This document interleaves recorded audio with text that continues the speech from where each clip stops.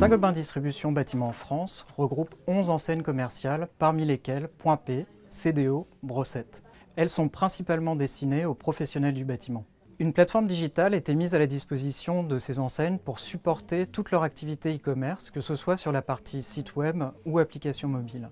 Cette plateforme comportait un certain nombre d'aides techniques et il était très complexe pour nous de la supporter et de poursuivre les évolutions nécessaires par rapport aux demandes du business. Pour cela, nous avions un objectif fort qui était de basculer l'intégralité de nos 11 sites en 24 mois. Avec l'équipe, on a réfléchi tous ensemble à quel pouvait être le meilleur scénario pour y arriver. On a pendant un moment considéré de prendre une approche sur un produit, un grand monolithe du marché. Néanmoins, cette solution s'est avérée moins pertinente que de partir sur une architecture microservice, mais on s'est rendu compte que ça nous offrait la souplesse d'investir et de cibler sur les briques qui étaient super pertinentes pour nos enseignes. Donc au-delà du changement d'outils, ça a été aussi un grand changement sur la façon de travailler des équipes. En pic, sur l'équipe projet, on est monté jusqu'à une trentaine de personnes.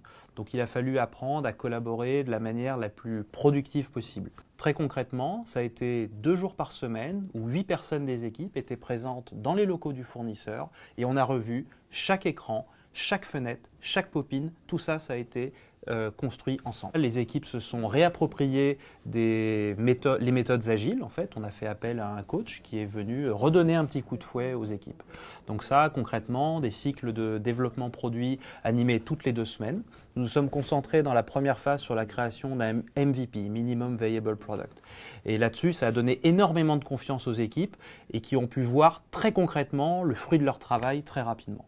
Pour reprendre une image simple, l'équipe a construit une nouvelle voiture.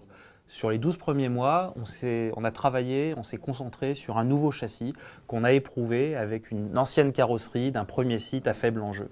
Et quelques mois après, on a repris le châssis qui avait déjà été validé, on y a mis une nouvelle carrosserie et le véhicule Impulse, notre usine à site e-commerce, était lancé.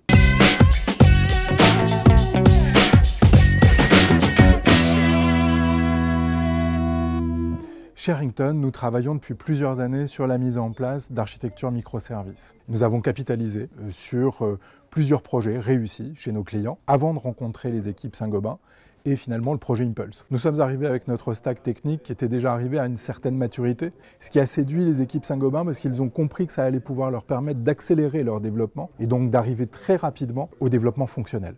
Les valeurs ajoutées d'Harrington sont clairement la gestion des pics de charge, parce qu'on est arrivé à intégrer, à mobiliser jusqu'à 16 collaborateurs sur le projet.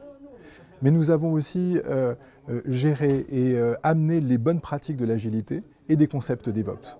Si on soulève le capot, on va trouver une architecture en microservices qui est à la base de l'architecture d'Impulse. On va avoir plusieurs domaines qui vont découper un peu tout le fonctionnement de l'application. Le catalogue produit, les agences, les stores, les commandes, tous ces composants ils vont interagir entre eux pour former un tout qui soit humainement maintenable et qui soit très évolutif.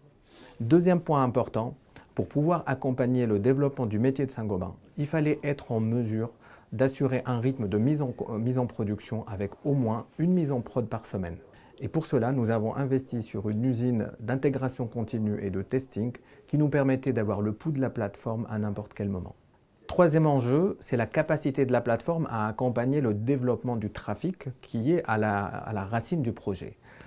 Nous avons choisi Docker, qui est une technologie nativement scalable.